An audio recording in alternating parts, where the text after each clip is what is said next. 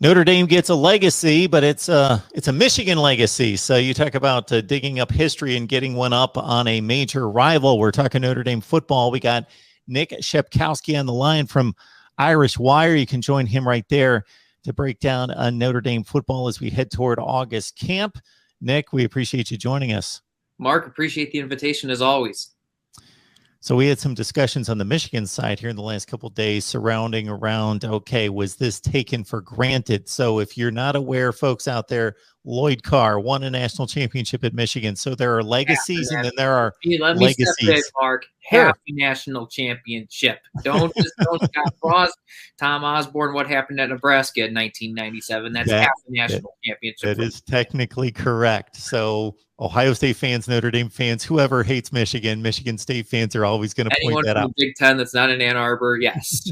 It's a half a national championship. And then you got to go back to like 1948. But I don't think we're here to pile on Michigan, but I did start it, didn't I? That's why I signed on. Okay, I guess we can talk Notre Dame too. Little Notre Dame, a lot of Michigan bashing. Okay.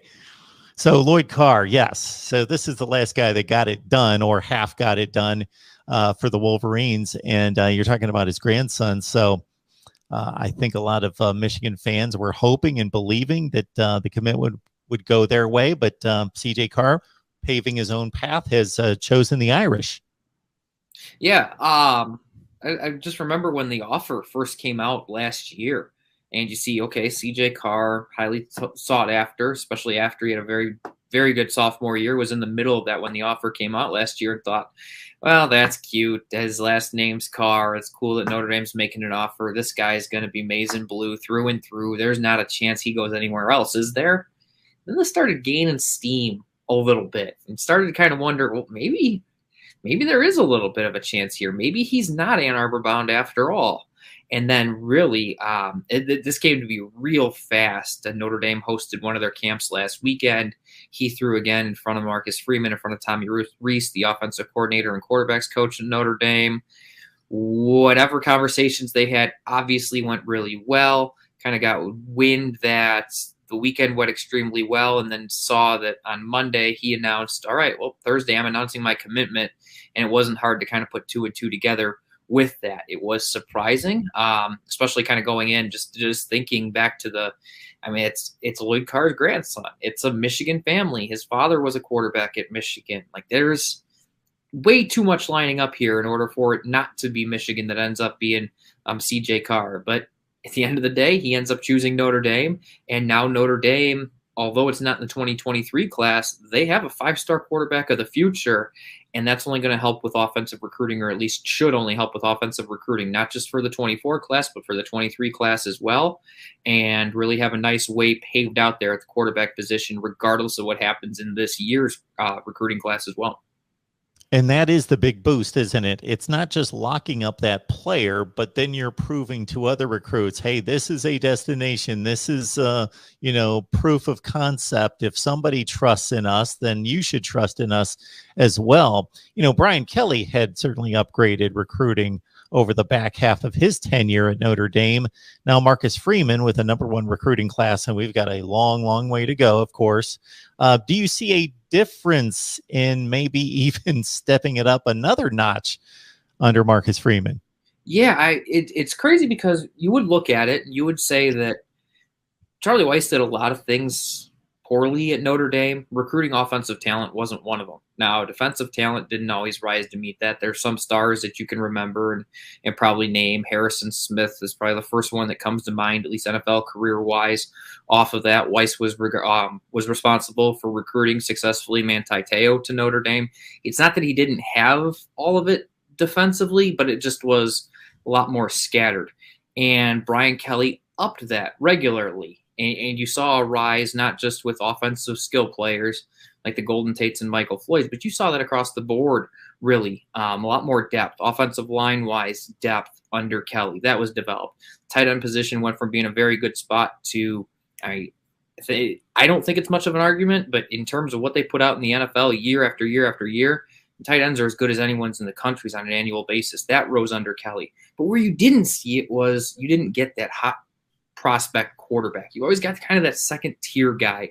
And that really played out, especially when Notre Dame got to these bigger games, whether it was Everett Golson against Alabama in the national championship back in 2012, 2018, when you look at Trevor Lawrence on one side for Clemson and Ian Book, God bless him, did just about everything he could with what God gave his abilities to be. But there was a difference there. There was a difference when you looked at Mac Jones for Alabama in 2020 in the college football playoff, and you had Ian Book again, even a veteran Ian Book at that point. So there's a difference there. And when you look at closing the gap, and that's been such a conversation really since things turned for Notre Dame under Kelly in 2017 was, okay, getting close, but how do you close that gap? How do you bridge things for between the Irish and the truly elites?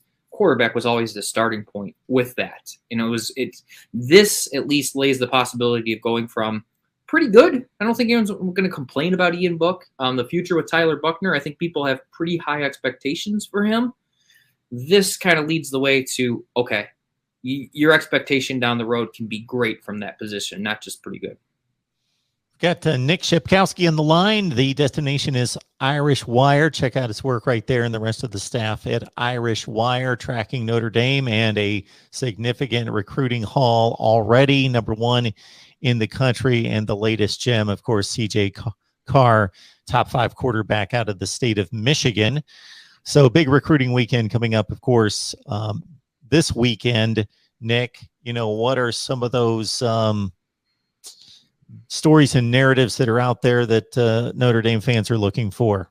Well, one of the big things this weekend is a little bit shoring things up. Notre Dame's biggest or highest rated recruit this year, at least commitment in the 2023 class, the defensive end Keon Keeley out of Florida. He was actually the first player to commit to the 2023 class for Notre Dame and Brian Kelly at the time.